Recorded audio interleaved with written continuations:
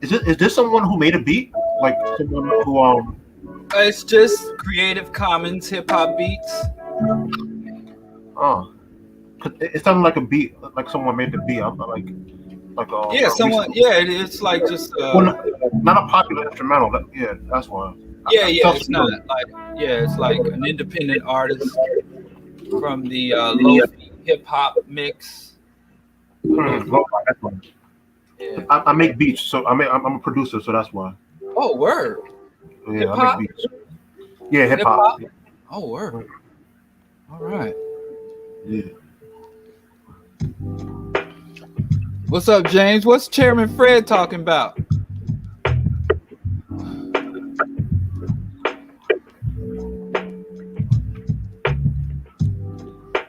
All right, we're 2 minutes in. Let me good evening, everyone. This is the BroDiallo broadcast.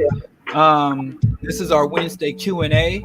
And of course, sometimes it's me solo. Sometimes I have a guest to field questions. So, of course, tonight we have a guest, Brother Deshawn, who's with the OPP, Original People's Party. And we're going to be generally dealing with liberation and organization, mass organizations, cooperatives on the Q&A tonight. So, but of course, the Q&A is open. We'll prioritize. Why am I getting that feedback? Can you hear it? You sound good for me. I sound fine to you? Yeah, I sound fine. You sound fine. I'm getting like feedback on my speaker. Oh, maybe if I move this over here.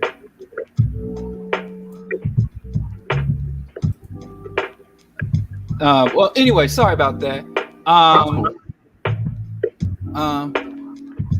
Anyway, sorry. It's like my thing. Okay, it's gone now.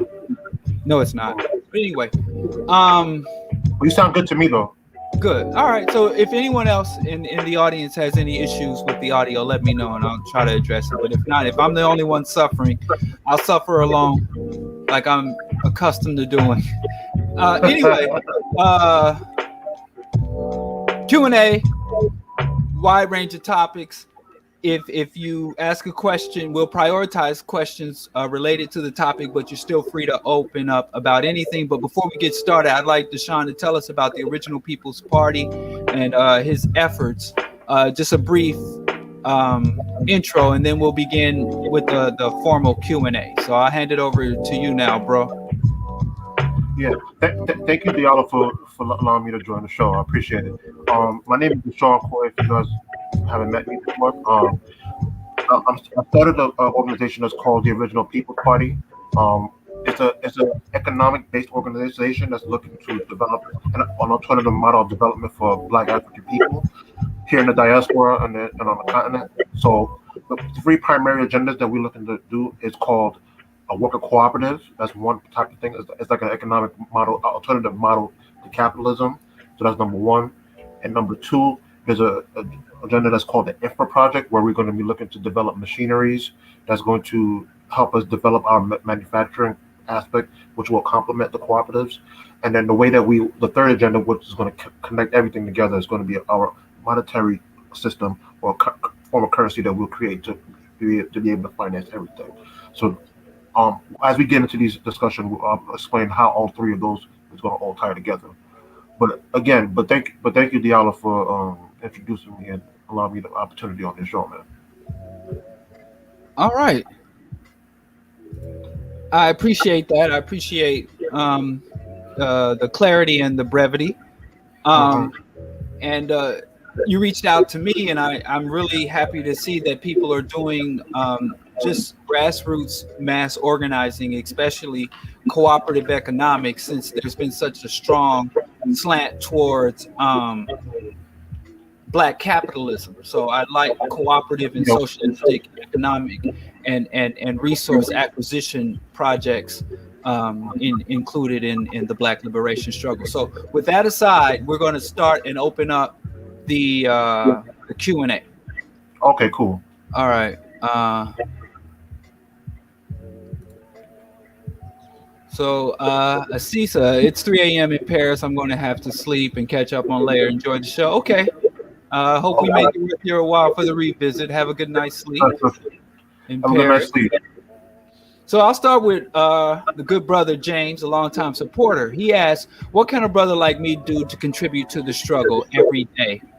We work 10 to 11 hours a day, train for an hour, among other family obligations. So do you have any insights on how Black people can make positive contribution to our just aspirations while also trying to endure and thrive under capitalism? Well, what I would suggest would be a good idea is if any like excess capital or any income that you have, anything extra income you have, maybe you could use that to contribute to an organization that's near you, locally, where you can help, like that's authentic or that fits the vision that you look for. You can help support them because realistically, in this type of system under capitalism, you're not going to be really able to do much outside of your individual contribution. So if there's a local organization or there's a national organization that's near you, that's kind of aligned with your ideological perspective, that's the best way you can probably contribute, unless you have like some other type of ideas or that you want to execute yourself. So, you know, that's the best idea I have in mind, how you could probably contribute to the struggle, or you could contribute to OPP also too.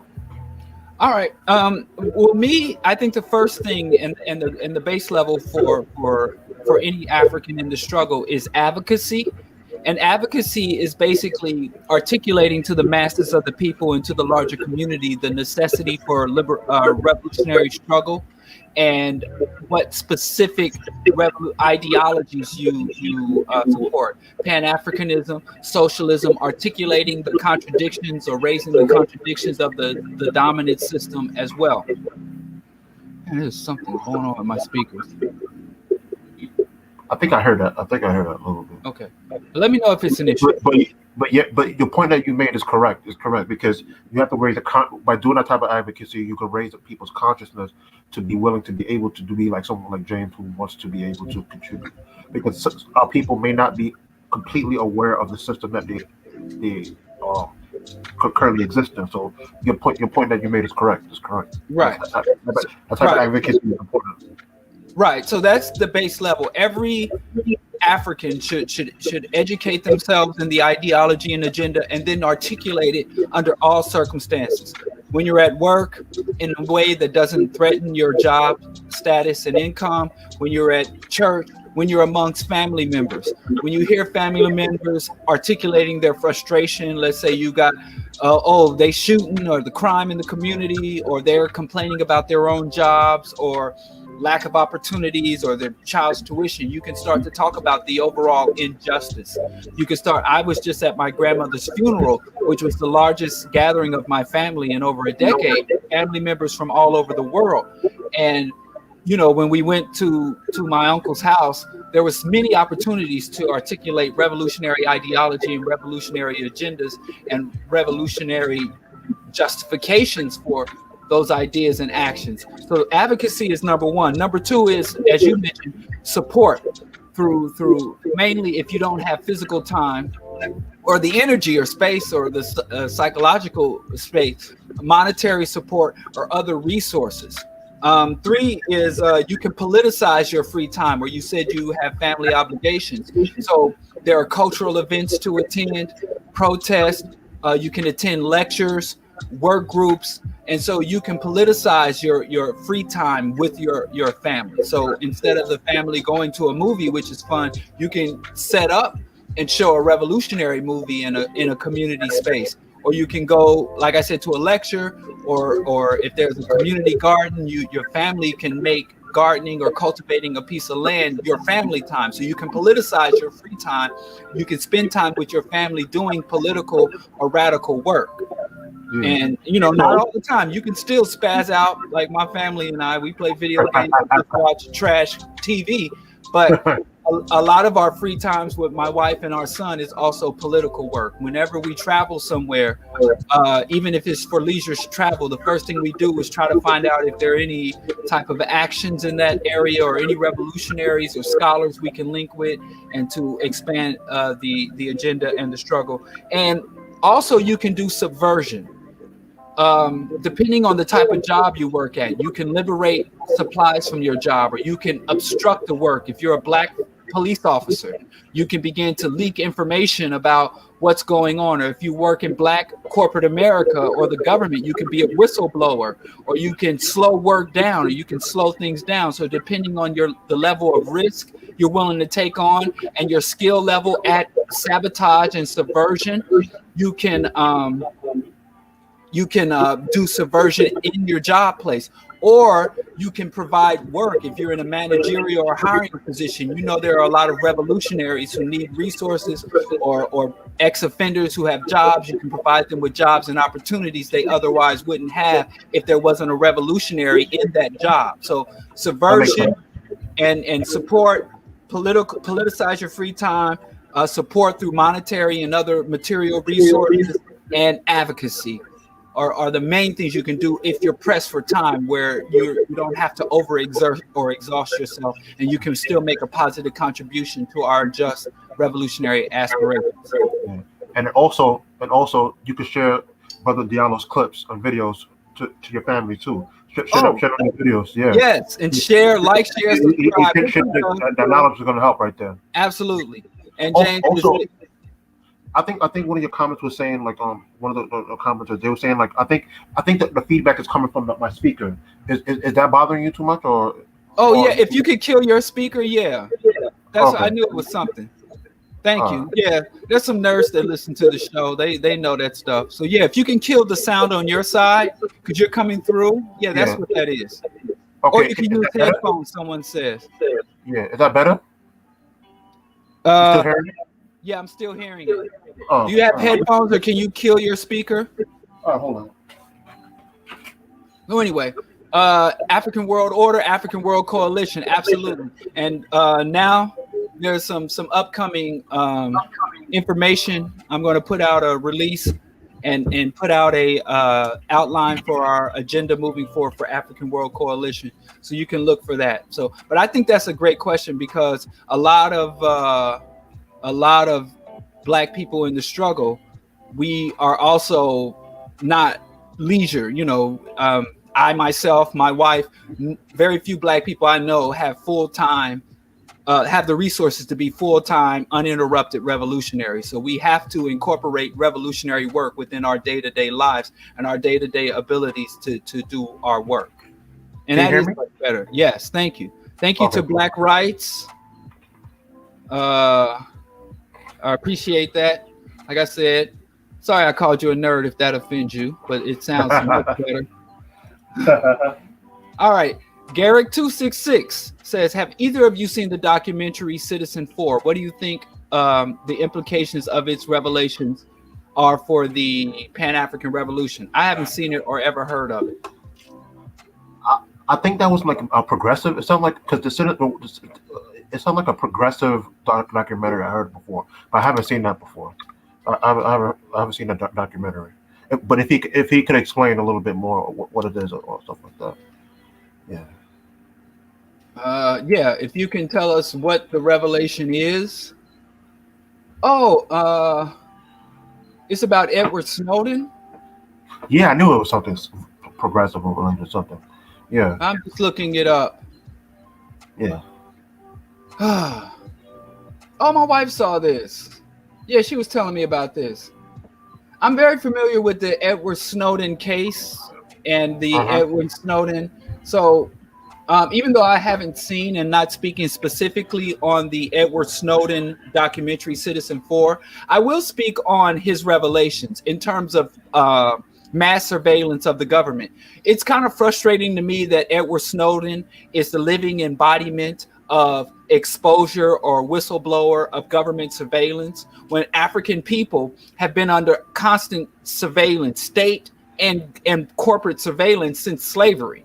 They literally were monitoring our religious worship services, our leisure times, from the plantation to under Jim Crow, and the ultimate modern example of infiltration and illegal surveillance by the state was COINTELPRO.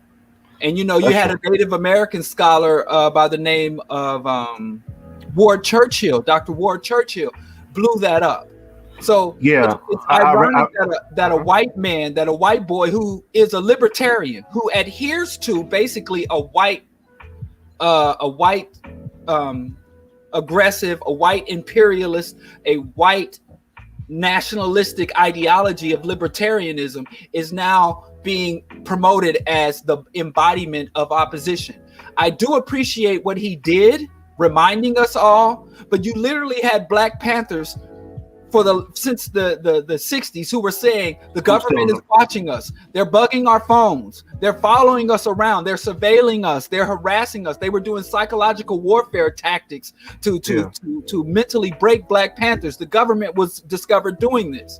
So any Black person that's surprised that the state is monitoring us, now he did reveal how they're utilizing the new technology of the internet and using these new devices.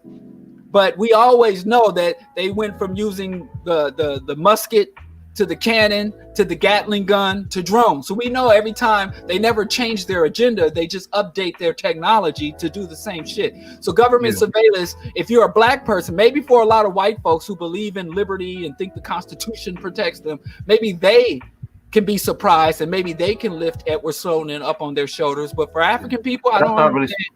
Right. Yeah, that's not really surprising. That's not really surprising to us. And I think the reason why, I think particularly based on my knowledge of Edward Snowden, is that I think not just the surveillance thing that he exposed, but he also exposed like certain U.S. war crimes that the military was doing. I'm not sure if it was him or I think that transgender Chelsea Manning. Chelsea Manning. She did. I'm not sure if it was, I'm not sure which one. I'm not sure it was one of them, but I think it's like there was a thing in Afghanistan where they he leaked a video. Where that was Chelsea Manning. That's the collateral murder tape. Yeah, but I think a drone dropped on civilians, and then also the response the medical response people, killing them. And I think too. So I understand. So it's not that surprising to me, but it's just a more modern thing, a more modern way of technology where they're doing the surveillance and stuff like that. That's not really surprising. So to me, but Chelsea Manning actually. Chelsea Manning, right? Yeah, go ahead. Sorry, go ahead. I'm sorry. Yeah, Chelsea Manning used a Britney Spears mixtape to record because she worked in military intelligence while stationed in Iraq. She downloaded that and gave it to WikiLeaks, and so I think the reason you're confused is because Edward Snowden and Chelsea Manning used WikiLeaks as their vehicle for disseminating their whistleblowing. But but here's one thing. Here's the problem with Edward Snowden, and which is why I don't want, even though Edward Snowden did a great service, not just to the United States, not just to all oppressed people, by exposing the crimes of the governments that are supposed to be the democratic republics that protect freedoms. I think we should appreciate, but he shouldn't be a hero because his solutions were really fucked up. He's a libertarian. So his solution that he proposed for state mass surveillance is for each individual to educate ourselves on technology and protect ourselves individually. He identified a systemic problem and proposed a libertarian individualistic solution. So his ideology contradicts his own actions. But like I said, it's a complex thing, but ultimately, if you're a Black person and that survives you, then you are not a Black person who's well versed in the history of African people and state and corporate surveillance. That's ultimately what I take away from it. Yeah, and also that type of individualist response, also like the critique, to add on to what you're saying, is you have to have certain technology or infrastructure or income to be able to try to move yourself away, because his solution is, unless you have the type of money to build your own cellular tower or some type of communication system for you to move away from the system, that's not going to be good enough to really be able to solve that type of problem that you're talking about. You have to have to remove yourself away from the system. So I'm not sure how you would be able to really do that. So as you said, like the libertarian type of thing, you have to have more like of a more government reform or something like that to be able to fix that problem, that type of problem. Yeah, I totally agree. And so, yeah, that's the thing. a lot of people who support Edward Snowden get wrapped up into the libertarian ideology that he also proposes. And I think that's a dead end street, especially for African people. But government surveillance is for Black people coming under illegal, unconstitutional government surveillance is older than the internet. It predates the internet. Exactly. And any rational analysis of the government's agendas and the government's relationship to the people would lead you to conclude. But he gave us verifiable proof, and he exposed that Barack Obama was complicit in international war crime, and that Barack Obama should be arrested and taken to an international court or an international tribunal and tried for war crimes. That's another thing that he did, that Obama, before Edward Snowden and before Chelsea Manning, Obama was able to pretend like all of the crimes of the Gulf War were a byproduct of Bush and Bush's corruption. And so Chelsea Manning... Oh no, but I think that's more of a product of the overall system, because Obama is just one of them. You say the same thing about Trump. You can say the same thing about Clinton, Bush, all of them. They're basically all war criminals when you look at it, about their war crimes and stuff like that. And then the thing that they approve on their watch of certain military operations, illegal actions, not even getting approval of Congress or the United Nations to do the type of thing. So a lot of them are kind of fall in the same boat. Some of them a little worse than the others. So to me, Obama is just one of many presidents who should have been. I have to disagree with you on that, though. I have to disagree with you on that. Yeah, because Obama is worse than all others.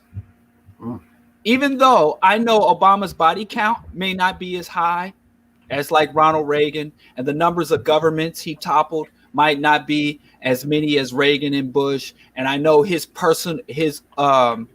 expansion, the war fronts that he opened aren't as numerous as maybe the Bush administration. But here's why Obama's the worst. From the first time Black people secured citizenship in the United States, and since the first time African people were acknowledged to be human, thanks to the 13th and 14th and 15th Amendment of the U.S. Constitution, since the first time our ancestors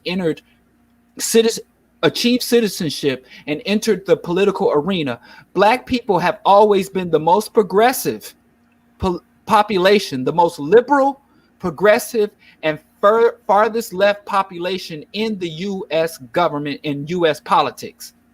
So every conflict, in terms of what type of politics? In terms of U.S. politics, in terms of the U.S. federal, state, and local politics, it was always understood that Black people were the most liberal and the most progressive voting bloc of all other. You have other voting. Yes, you have other voting blocks in this country, like the Protestant, white Anglo-Saxon Protestant, the immigrants, the Italian immigrant, the Irish immigrants. Every U.S. population is pretty much split 50-50 between conservative and liberal or left-leaning or progressive. The Black population, even Asians and Latino voters, they have a much higher representatives. The Black population is the largest liberal progressive. And when you look at historical events for Black people, when you look at historical events, the Vietnam War, Black people were some of the largest people to stand in opposition to the Vietnam War, opposition to the Zionist movement. The Black community was the highest. When it came to the Iraqi wars, the many times Bush attacked Iraq in the Iraqi-Kuwait war, Bush Jr. did it. When Bill Clinton engaged in bombing raids, the Black community, whenever you do a political survey of the Black community was always had the largest number of people that opposed U.S. imperialism and U.S. military aggression. That changed. Are we excluding the Congressional Black Caucus, or no? I'm not talking about Black politicians. Yeah. I'm talking about Black. I'm talking about the grassroots. I'm talking about the Black masses, not Black politicians. But yes. The Congressional Black Caucus is one of the furthest left-leaning caucuses. You have the Hispanic caucus, you have the Black caucus, you have several caucuses and bodies. There's two bodies that are leftist progressive. You have the Progressive Caucus, which is made up of Democrats, and then you have the Congressional Black Caucus. The Progressive Caucus and the Black Caucus always align. So yeah, I'm gonna have to disagree a little bit, but go ahead. Go ahead. Now we're talking about the U.S. political arena. And if you can give me an example where black people as a population were further to the right than the white population, I'm glad to hear it. Prior to Obama, and this is my condemnation where I say Obama is one of the worst. No, but I agree with the Obama point though. Yeah. Right. Well, this is where I say the Obama presidency was one of the most tragic for black politics. Because for the first time in U.S. history, and you don't just have to take my word for it, look at all of the political science. Look at Dr. Tom Hartman, Dr. Michael Parenti. Even the white people were recognizing this during the Obama administration. For the first time in history, since black people secured emancipation and recognition of our citizenship, for the first time under Barack Obama, that black people moved further to the right than the white masses. When Obama wanted to put boots on the ground in Syria and expand his bombing campaign against Yemen and Syria, the white majority said, by and large, statistically said, we oppose Obama's expansion and we oppose Obama's military aggression. But because we trusted Obama and Obama was black like us and we accepted Obama as one of our own, black people moved to the right and as a population supported U.S. military aggression at a higher rate than the white population. And to do that to us collectively, to fuck our politics up and fuck up one of the best political track records in the United States, to me, that is one of the biggest harms that Obama has done to the black population. Obama demonstrated that if you have the right person that the black community can connect to, you can get the black community to embrace atrocities at even a higher level than the white population, who love atrocities and white military aggression.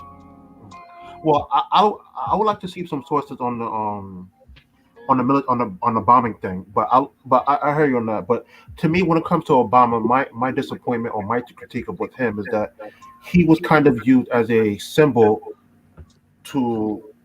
I think I'm hearing a feedback. Hello? Yeah, I'm here. I can hear you. Okay, I heard some feedback. Yeah, but basically, what Obama was used as a symbol for black people. He was used as a symbol to be elected, and then once he get into power, he wasn't able to develop or wasn't willing to be able to create policies for the black masses. So, like in the early 2010s, I remember Roland Martin watching one of his shows, and he was kind of complaining about a black agenda, and then the fact that he wasn't going on black programs to be able to promote or try to or talk to black politicians or people about coming up with an agenda. That was one example. And then I remember in the early 2010s when there was a whole panel or stuff like that where they were all discussing, I think it was in 2011, I think they were doing a panel where they were all talking about a black agenda. But the consistent thing where you've seen over the past 8 years of his presidency, he would not engage in the black community or any type of policy or type of anything directly in policy, or even when it comes to the police brutality thing. So that's kind of where my kind of issue with Obama, and kind of like he was essentially just used as a symbol to be able to go to elect himself into power and stuff like that, and not really address the needs of the people. But go ahead. Yeah. Well, where you said Obama's not much different than other politicians, that's true. So in asserting that, then you can absolutely. The problem is. Oh, sorry. Go ahead. No, go on. No, the reason why it's yeah, he's kind of like a standard politician, but the problem is that the fact that he was black and he was used as a symbol, as a thing, it makes it kind of worse, because now you kind of set a precedent that you don't really have to do anything. You're just fine as a symbol to be able to be in power to and stuff like that. Obama didn't set that. But Obama didn't set that precedent. Yeah, but his inaction was set a precedent now, because eventually when Kamala Harris comes into power soon, eventually she's going to be using that as a thing to be able to deflect. She'll get a new Al Sharpton or Melissa Harris Perry or someone to be able to play defense for the rest of the community to not do anything like that. And that's basically over the 8 years of Obama. That's essentially what happened, where you just had these talking heads, you know. But go ahead. Sorry. But we had black elected officials do that at all levels, from the state senate. Obama, before he became president, was a state senator. He was a senator, a federal senator. So Obama had held offices long before that. So Obama, the only thing that was unique about Obama was that he was black, and he, through his own regressive imperialist policies, was able to motivate black people to support policies that black people have never supported before. He moved the black electorate further to the right than the white electorate. That's the only thing that's unique. Him being a token, he's not the first token. There's been many tokens. Thurgood Marshall, him not paying his political debt to black voters, to his black supporters and black constituents, is not new. He's not the first black politician to do it. He's not the first U.S. politician to do it. So reneging on political debts and allowing yourself and enthusiastically being a token, none of that's new, though. All of that is par for the course. So what I'm really trying to highlight is what is truly unique about Obama, because I agree with everything you said, but you had said before, Obama's just like the rest of them.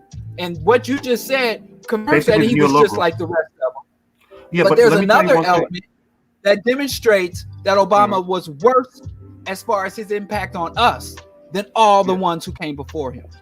But let me just one quick point. The difference between him and all those elected officials that you mentioned is that he was in the highest office on the whole land. Even though I think we basically already know that the president don't even have that type of power, so technically, right? But he was different from the rest of them, where he had the highest authority within Black America, or Black America. Within the country to use his power. That's actually not true. That's actually not true. The president is not the highest when it comes to domestic policy.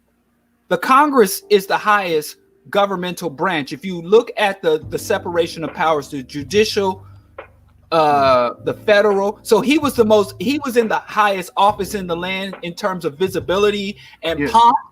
But really, senators and congressmen control the budget. They control the budgetary priorities, the budgetary distribution. That's why you can flip. That's why you can ping pong the fucking president back and forth and nothing fundamentally changes until you can do something on a congressional level. The Congress has the ability to completely nullify the president, but the president doesn't have the ability to nullify. The Congress can, but again, this celebrity president, the presidents, being celebrities and being the figurehead and being the symbol, the presidents have more power than the Congress when it comes to international military movements. They have more power when it comes to negotiating treaties and diplomacy. But when it comes to domestic collection of resources and the proper priorities for distributing resources, that's the Congress. That's the senators and the congressmen. That's why senators serve for 6 years and they get indefinite time in office.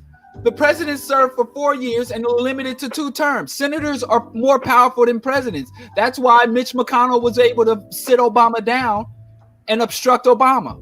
Yeah. Because if you can't flex the Congress, then it doesn't matter. You can fly around and play president all you want. You ain't getting shit done without the Congress.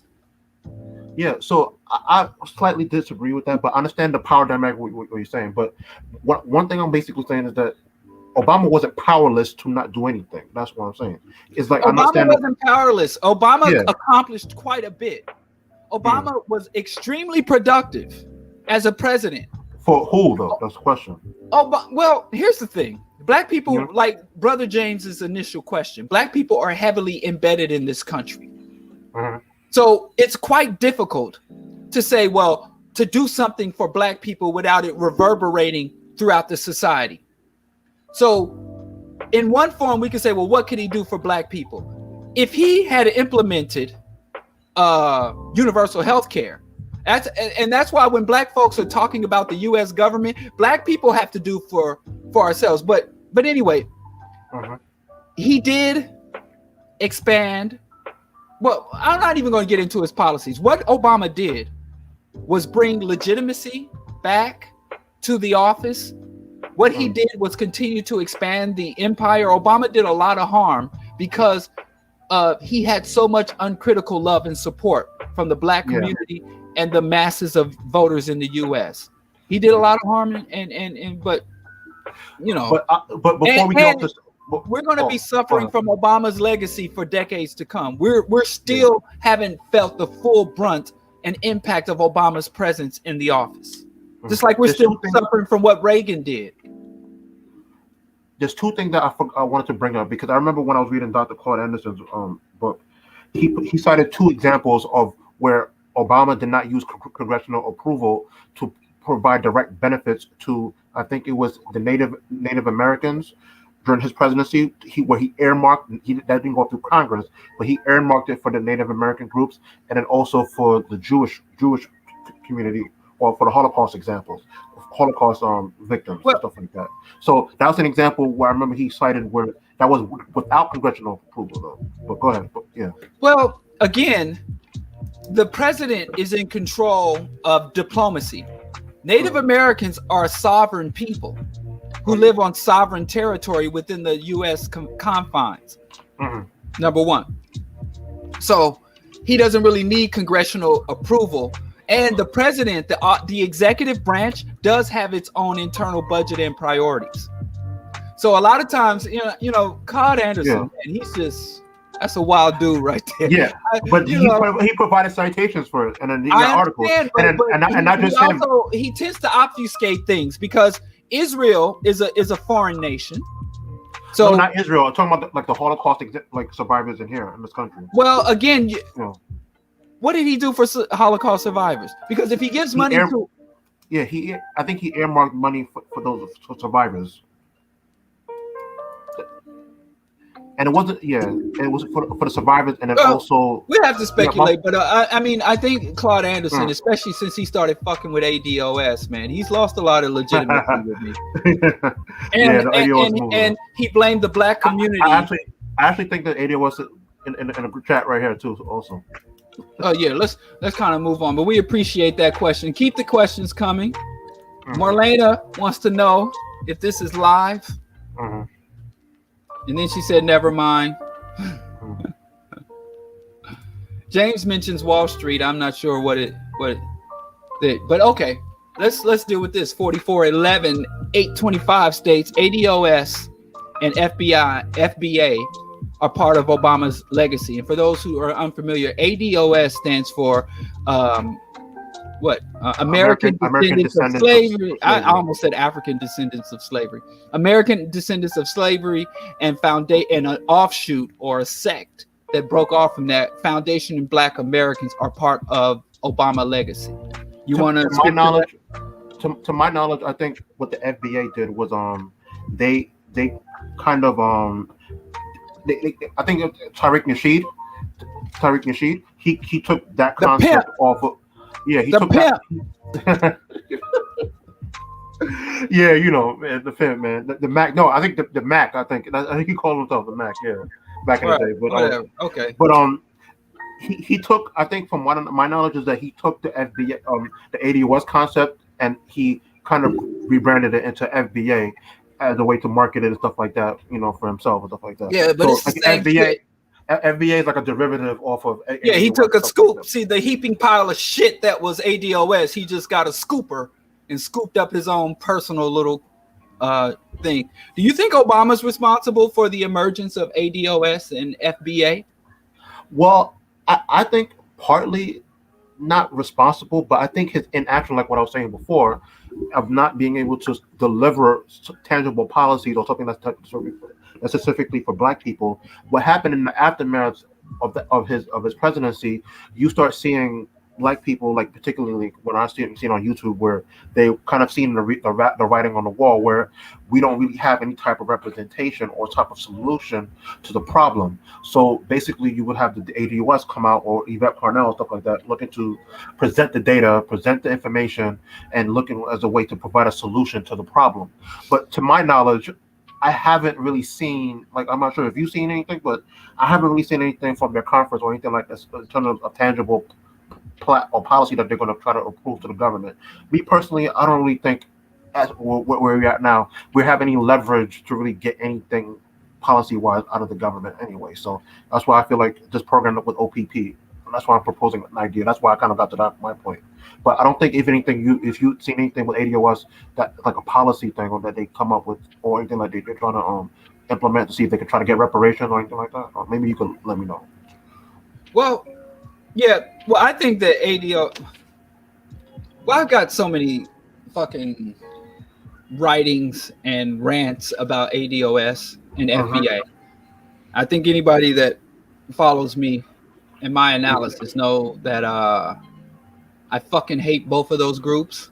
I communicated directly with Yvette Carnell. She from my own interactions with her, she's a dishonest woman, and dishonest. You know, I don't judge dishonesty. Yeah, you know, the thing is, I think the thing is. Oh, sorry, did I cut you off? Oh, go on. No, I was just going. The thing is with the ADOS. I wasn't about to do nothing but talk. Yeah. Spit dirt on ADOS, anyways. Yeah. The thing is with the ADOS. Yeah. The reason why, like, with the ADOS thing is, like, I have some mixed feelings about it, because even though I kind of dislike the xenophobic rhetoric that they come up with against other black people or black African people. I have a problem with that. But I think what happened is that once you get into like the information or some of the rhetoric that you hear what Yvette or what Tariq does, stuff like that, sometimes the audience who's listening to them may get a distorted view or idea of this demographic, or like certain what's the word, like characteristics or something like that, but certain negative characteristics of them, and pretending like they're the problem, or the immigrants, those black immigrants, is the problem, and stuff like that, when in reality it's the overall system and the capitalist system, or the exploit. So where do your mixed feelings come from? You said you have mixed feelings. Well, the reason why I say mixed feelings is that I think they're not like unredeemable. That's why my mixed feelings. So that's why I wanted to see if there's a possibility. Please point out the redeeming qualities of ADOS and FBA. I'm not saying I can pick anything out, but I'm just saying maybe. Why you say they're unredeemable? They're not unredeemable. You can't think of one redeeming quality. No. The reason why I say that is because the information that they're being informed to by Yvette and Tariq is misinformation or stuff like that, or they feel like the people who follow them. Yeah, that's what I'm talking about. You have mixed feelings, and that they're not unredeemable. Can you support those two assertions? Well, based on the thing that I've seen with Yvette and Tariq, they often give like certain. What's the word? I keep forgetting the word, but basically they keep trying to blame black immigrants as the problem for the black community, stuff like that. That's the way that they covertly do it. Or when Tariq does it, it was more overt, where he says like that's some black immigrant shit. But that's more criticisms. I need to hear what the good is coming out of that. Are there still some whole peanuts in that pile of feces? You want to dig out the peanuts and rinse them off and eat them? What is the redeeming aspects? Where are the mixed feelings coming from? Because I have no mixed feelings. I'm very secure on my conclusions about both of those individuals and those two movements, respectively. Yeah, but I may be changing my position depending on you telling me the redeeming elements of those movements. Well, the thing is that basically what the misinformation I was telling you about. If someone like you, like Diallo, right? If you're able to talk to them and be able to provide them. But I'm sorry, not somebody like me. I'm not the guy you call for that. Don't put me in, coach. Don't put me in, coach. Name somebody more diplomatic. All right. But what I'm saying is, if someone with your type of knowledge and the information that you have, you can provide that type of information to them in a conversation or maybe a debate stuff, they can be able to be swayed away from that type of ideology and stuff like that. But let me not provide. front. You can provide. I you have can provide spoken to information. several. I've spoken to several ADOS adherents, followers, believers. I've spoken directly to Yvette Carnell. I actually on more than one occasions, and they are not interested in liberation. They are what you call economic integrationists.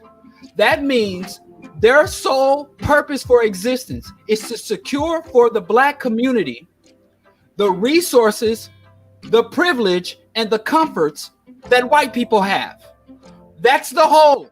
And if that means Black people have to embrace imperialism, xenophobia, genocide, ecocide, whatever Black people have to do to make ourselves worthy of what they call reparations, but it's not reparations, it's a payout or a payoff. Reparations, by definition, means to restore people to the state that they were in prior to the offense or prior to the atrocity that was committed to them. So reparations for African people mean literally an end to U.S. imperialism, an end to white hegemony, a return of our resources, not giving us piles of fiat currency, but returning to us the wealth and resources that have been appropriated by capitalism. Reparations and capitalism cannot coexist. But both ADOS and FBA support capitalism. They want Black people to be given the capital to fully invest and further integrate into this system, which will make Black people enthusiastic participants in U.S. imperialism and genocide. And FBA members have said things. They will support things such as AFRICOM or CARICOM, which is the Caribbean AFRICOM, will support the U.S. full spectrum dominance and the Project for a New American Century. What this is, there was a book written by this historian called Hitler's Jewish Soldiers. And there were Jewish people who thought that the best path forward for the Jewish community was to fully embrace the Nazi party and demonstrate to the Nazis that they can fully embody the Aryan agenda. Sellout, Uncle Tom's, bootlicker, handkerchief heads, cool. Equivalence. And I'm still waiting for the peanuts, the whole peanuts, the undigested peanuts and the undigested kernels of corn that you think are inside that load of shit that we call ADOS and FBA. Please tell me why you have mixed feelings and what are the redeeming elements. So you just see how you broke that down for me? Yes. So imagine if you're in a debate setting, or if you're doing a some type of setting like this, we talking to them. If you can be able to articulate those similar points or break it down further, why is it problematic and stuff like that, you can be able to convert some of those people over time. That's what I'm saying. That's kind of the idea I'm saying. So why those same points that you just made it to me, would I agree? You could tell them that and be able to convert them and build a coalition of support over time. I've done that. Done that, but because it's not a rational movement, rational arguments and evidence do not work on indoctrinated people. If someone is indoctrinated and they embrace a movement based on delusional beliefs, then the only thing you can do is you have to treat them kind of like addiction counseling. I'm not an expert in this arena. My wife works with people with mental illness, but you have to, you can go to an addict and show an addict, a drug addict, or a religious person. You can show a religious person archaeological evidence that there was no Noah's Ark. That Noah's Ark and a global flood is not anything that there's any geological or archaeological evidence of, and it's not possible. They don't give a fuck. You can go to an addict and show addicts statistics of how addicts have higher rates of homelessness, other chronic diseases. You can show them all the evidence of how their addiction is ruining their life. They can't just say, oh, well, thanks for those facts and evidence. Thanks for that coherent analysis. I'm going to change. So when you deal with somebody, the FBA and the ADOS is what is actually a secular cult. So you need counter indoctrination and you need counter propaganda in order to bring people out of there. Simply articulating evidence, we have to create such a groundswell where ADOS people are ashamed, because we already are doing that. Because a lot of ADOS people, every time you talk to an ADOS person, they lie about what their agenda is. Oh no, we don't mean that. First, they were happily dissing African people, saying these Africans are going to replace us, fuck them Africans. And then when the larger black community was like, the fuck you saying? They started like, oh no, we just want ours. And so that's the kind of shit that works. You have to create a climate in the larger black community where these people can't freely function or comfortably spew their ridiculous reactionary rhetoric. But simply coming to them with facts and coming with them with evidence. So if I was to a quote unquote debate an ADOS person, I would spend more time mocking them and belittling them than I would try to talk directly to them, because fuck them. You know, that's why the Africans who were in bondage did not try to convince the fucking house slaves to join the field slave rebellion. They would exclude, isolate, and expel them. That's what I say do. Exclude, isolate, and expel ADOS and all other new Negroes, instead of us, we the righteous people, always got to try to be the good guys. Oh, we're going to try to have understanding while people shitting on us. Fuck nah, I'm not on shit. You shit on me, I'm going to throw a bigger pile of shit at you. You know, you're going to eat your own shit. But that's me. No, I understand. But I just say that because, you know, if you're trying to build an organization or trying to build support wherever you can, if you could engage them with them, but as you said, like, it's just some of them, you're just not going to listen, and that's, to me, understandable. That's not, you're not going to get them, so that's understandable. Some groups, there's no unity. I think we disrespect unity when we open up unity to people who are diametrically opposed to our agendas. You know, there's some overlaps. Like me, I'm an atheist, but I can work with spiritual people and religious people. But I can't work with religious fundamentalists, you know? So you can be a religious person and have religious convictions or spiritual beliefs. I can work with you. But if you go to a certain level, you're an enemy. There's no potential for allyship. There's no potential for cooperation. There isn't even potential for coexistence. So when you go too far, there's a lot of black groups and black ideologies I can work with that I don't fully agree with. But when you go all the way left, then that's when you cross a certain threshold. We can't be afraid to acknowledge that we have enemies, internal and external. Yeah, that's true. You can't be friends with everybody. Yeah, there's this book that I was reading called right now. It's called The Black Awakening in Capitalist America. You ever heard of that book? Yeah. I've been reading that, and then that kind of goes into that similar thing where you're talking about, where you would have certain nationalist groups who would kind of pose that they're black nationalists or something like that, but they're funded by by the Ford Foundation and other groups and stuff like that. So I understand what you're saying. I understand, like, certain people within the community, and then also the black bourgeoisie, what they talk about in the book also too. Also talk about that. So exactly, you're correct though what you're saying. Okay, all right. So we're settled. So just for clarity, you no longer have mixed feelings about ADOS FBA, and you acknowledge they have no redeeming qualities. I can't say that. I'm open to debating and open to trying to see if I can convince people. That doesn't mean that. Yeah, I didn't say you couldn't debate them. I'm just saying. Yeah, I can't say that. I don't like saying that all people have redeeming qualities, because there's a lot of there's a lot of people who might be right wing, and then next thing you know, you convert them, and they might be a leftist or whatever, stuff like that. You can convince people to something like that. But like what you said before, do you have any historical examples of such political conversions? Maybe W.E.B. Du Bois, off the top of my head, because it took his ass 90 years. Huh? It took his ass 90 years. I ain't got 90 years to flip man. I ain't got time. Remember, like that. Ain't nobody got time for that. Yeah, he lived to be like, what, 97? Yeah, you got that kind of time. I guess, bless your heart. Nah, man. I'm gonna call you Saint Deshawn. Because he took about 30 years. He took about 30 years. Garbage, toss him in the garbage. That's my solution. I'm so too who else? Throw motherfuckers away. I thought you were gonna say Malcolm X. Yeah, because how long it took him to become a Christian? Malcolm X.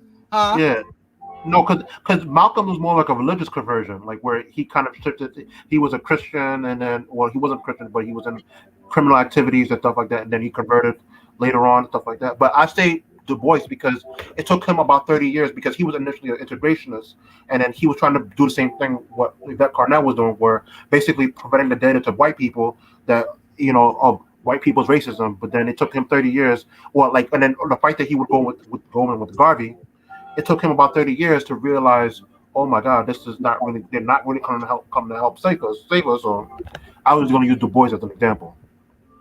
Yeah, I think that's a bad example because, like you said, it took him over 30 years. Yeah, 30 years, yeah, man. And I get in trouble because black scholars love Du Bois because Du Bois was brilliant. I mean, he was smart as hell. So every time I start to talk bad about Du Bois, I got all these like hella genius black dudes in my grill. So I don't have brain energy to go, sir, point of contingency. I ain't got time for that. So I'm careful about Du Bois because I'd rather talk about like gangster cats, because they'll just come up and throw a punch at you. These dudes will sit down and drop big, thick books on you. Boom, have you read?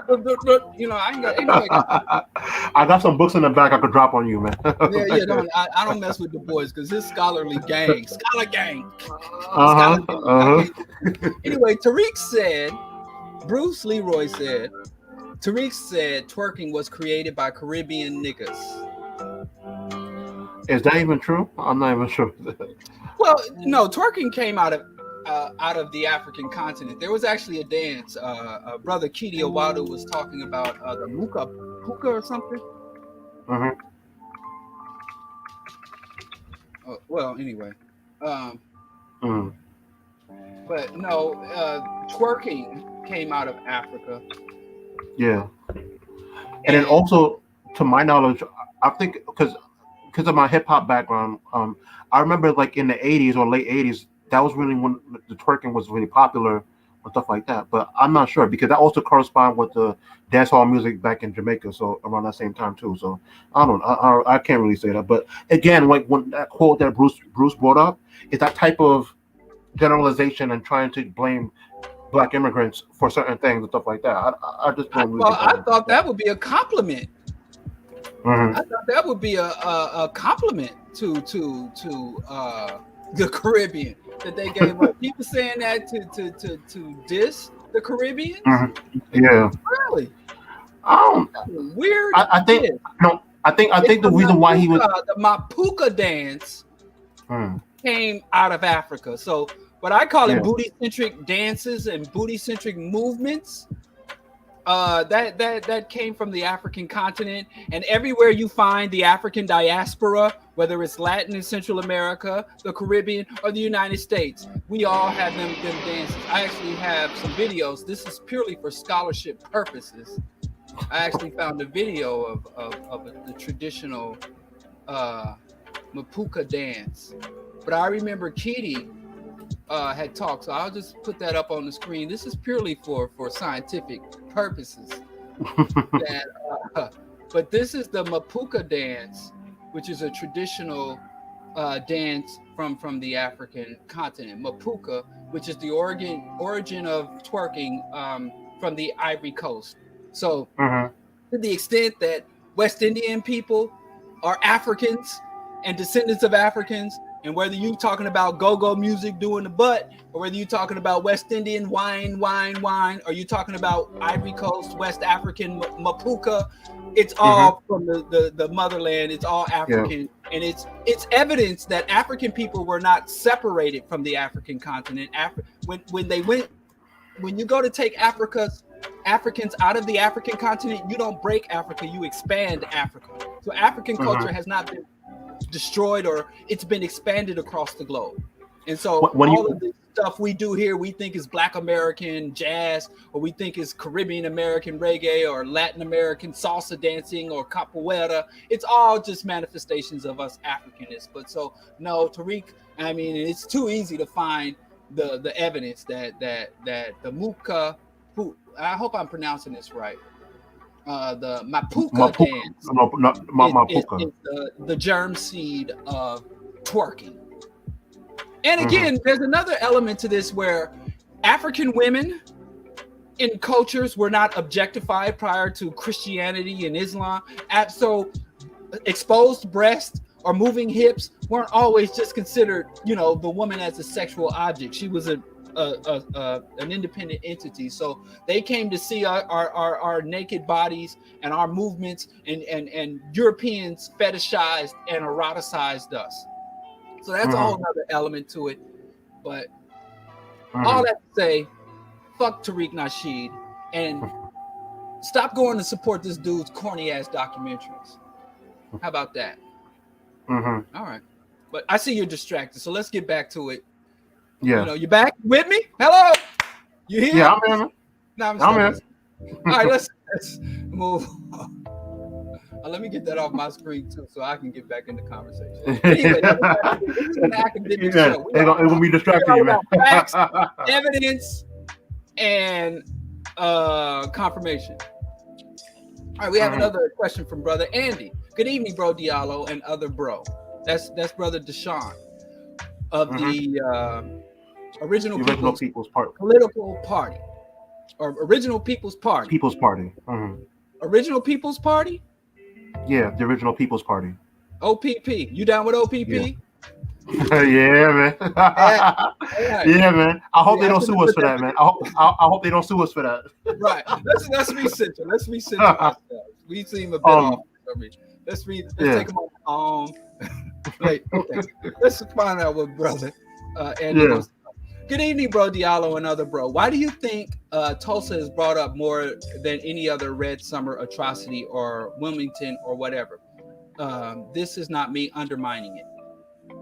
Why is Tulsa race riots now so prominent in the media when there's so many other atrocities committed? I think it's based on the kind of like the mythology of Black Wall Street and like the potential it could have had, and things like that. That's like the success that they had, and then they felt that based on what the whites were able to do, where they were able to destroy it, they felt like what it could have been and stuff like that. But I still think it's something that it should be recognized. I don't think it should you should undermine it and stuff like that. It is an unfortunate thing, but I think it's just a pattern of white supremacy and stuff like that. Where anytime Black people try to do something self-determining, even though you and me may not agree that Black capitalism is a self-determining thing that will be helpful for collective, I think it's still something that it is something like it should be commemorated, and it should be to remember those who have lost. So yeah, so I definitely agree with that. But yeah, you can tell me what you think of it. Yeah, I think you hit the nail on the head. It's because it was Black Wall Street, and so these were Black, affluent Blacks, and many of the Black atrocities were done to sharecroppers, Black migrants, Black vagrants, many Black people who were caught up in the vagrancy laws. Black inmates have been slaughtered wholesale. I think because we tend to look at it's like the Black people in the ghettos die wholesale, but when a wealthy Black millionaire, like these Black rappers, they'll rap about murder, death, kill. But then when a Nipsey Hussle falls victim to violence, all of a sudden the rappers become introspective and talk about what have we come to? And a dozen poor and working class Black people can be shot and killed the day before, and 24 the day after a wealthy or prominent or famous Black person. So I think there's a class element to it, and also Black Wall Street, where the mainstream society can say, yes, Black Wall Street, and they want to promote Black capitalism. They want Black people to embrace the economic system that we should be working to destroy, let alone trying to integrate in. So I think that you hit the nail right on the head, the fact that it was an affluent community of Blacks. Yeah, and also, and then also it's like what could have been, basically. Yes. If that's what they suggested, like if it was able to be successful. Well, yeah, go ahead. Yeah, and Black Wall Street failed magnificently. The White Wall Street fails in every 10-year cycle. The White Wall Street collapses. But you got so many modern day groups that call themselves Black Wall Street. There's so many Black organizations, Black funds, Black businesses that harken back to Black Wall Street, something that failed. that was collapsed. So yeah, and also the thing is that the primary difference between Black Wall Street and the actual Wall Street is that Wall Street is funded based on the based off the fiat money that's printed by the Federal Reserve. The Black Wall Street didn't even have that or the manufacturing capacity to be able to compete or do something like that. Wall Street has the tentacles of the Federal Reserve and also the of manufacturing, access to manufacturing. Us as when it comes to Black Wall Street, they didn't have access to that. So naturally, even if they were able to not to like dismiss their legacy, but even if it was able to go through, it would have been failed. It would have failed more than likely anyway, because of the lack of access to capital. That's number one, and number two, they don't have the manufacturing to be able to produce the things anyway to control the prices or stuff like that. And then also that's when, yeah, and then also later on when we talk about the OPP agenda, I'm explain how that goes into the infra project and stuff like that. But go ahead. But yeah, go ahead. Sorry. When I was a kid, shout out to the National Black United Front. Kansas City, Missouri chapter. When I was a kid, we were taught about Tulsa, Oklahoma, and what stood out most is they talked about that one of the Black homes in Tulsa had the only like grand piano in the entire area. Like this Black man owned the most expensive. So they talked about the level of wealth and affluence that they had. Whenever I've read as a youth, when I first started learning about it, one of the things that stood out was like these poor white trash came and attacked an affluent Black community. So, but if I think that Tulsa would not be as well known or prominent, and Rosewood, it was another one that's better known, but those were poor and working class sharecroppers. So it doesn't have as much a ring to it, or in a capitalist society. This society. Black lives don't matter in this society, nor do all lives matter. Capitalism matters, and capitalist lives matter, take priority over all others. So if you can, and it's all propaganda, because the same week that Biden went to commemorate the Tulsa riot, and don't get me wrong, I don't want anybody saying, well, Diallo said it doesn't matter that they died because they were Black capitalists. That's not what I'm saying. What I'm saying is why I'm answering this question, why everybody is hearing about Tulsa when there are several other atrocities that took place all across the United States. There was the Devil's Punch Bowl, which more Black people died in that atrocity than, in Tulsa. But I digress.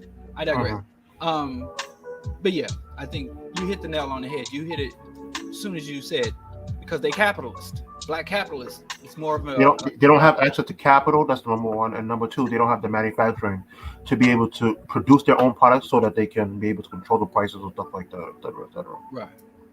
Mm-hmm. Okay. He's saying that Malcolm X is rejected because Malcolm X's mother was because his mother's from Grenada. Yes. And my family's from Grenada too. Oh, time to cut the broadcast. They don't want no Black immigrants, stuff like that. Tariq the Pimp, Nasheed. Yeah. I'm not gonna play it again. I last week I played some of Tariq's Pimp stuff, but Tariq, the pickup artist, thinks that twerking is seen as a debauchery. I think that if I remember correctly, why he was saying that is because I think during the riots in the summer, there was a Black woman who was twerking on the Capitol or something like that, and then he was saying that was a Black immigrant or something like that. I'm not sure, but I think that's the reason why he was saying that. Dude, man, that's a wild fucking dude. Oh, I can't call him the N-word. We don't even know if he won't let me say the N-word anymore.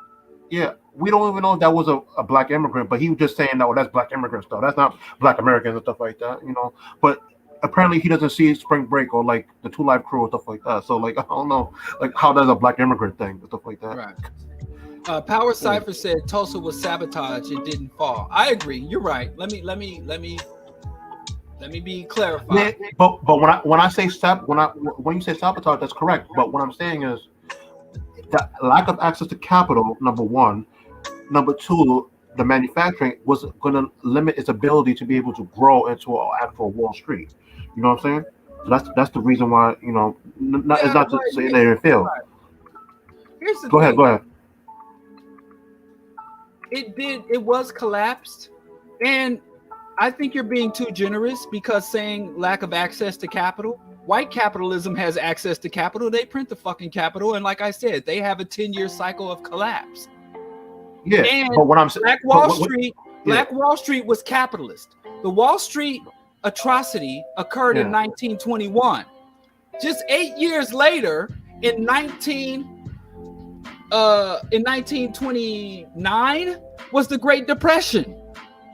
No, do you believe that Black Wall Street would have survived the economic collapse that destroyed White Wall Street?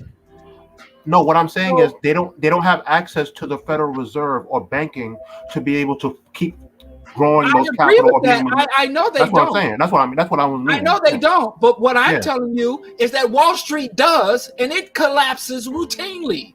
Yeah, but the difference between that is that they have, like, Wall Street has access to that, so they could keep going bankrupt every 10 years, and then they could get the government to bail them out. That's different. Wall Street. But during those collapse and during those economic contractions, all of the hardship, malnutrition, starvation, increasing crime and violence, broken homes, even white folks are jumping off of skyscrapers. So yes, they have the ability to recover, but what generally helps them to recover is not the printing of more money, but if you look, it's military conquest and expansion. That's why the 2008 military conquest and expansion. It ain't the fact that they print more fucking money. Yeah, because the money, they can print money to prevent the collapse. Yeah, but so it's military conquest and expansion and further imperialism that allows them to come out. And the Wall Street, Black Wall Street and black capitalists do not have the ability to engage in conquest and military expansion, but nor should they want to do that. But if black people want to be real capitalists, that's what the fuck we have to do. White folks didn't print money to get wealth. They didn't work hard and invest to get wealth. They engaged in military conquest, expansion, and imperialism. And they use Wall Street to circulate and sustain wealth, but that is not how they secured wealth. So I would ask Power Cipher, yes, it was sabotage, but let's say it wasn't sabotage, and Black Wall Street was from 1921 when the atrocity happened, and we bring that up to 1929 when the entire stock market and the entire U.S. economy collapsed. Does he believe Black Wall Street would have endured? When real Wall Street, white Wall Street, the Wall Street didn't endure? So yes, it was sabotage. But I would argue that black capitalism, absence of sabotage, is still destined to fail. Without conquest, imperialism, ecocide, and genocide, and all the other shit that white folks do in order to sustain the capitalist system, if black people want to succeed in capitalism, coming up with good ideas, working really hard, opening businesses, and securing the bag, is not going to fucking do it for us. Yeah, I partly agree. Yeah. Partly? Well, share your...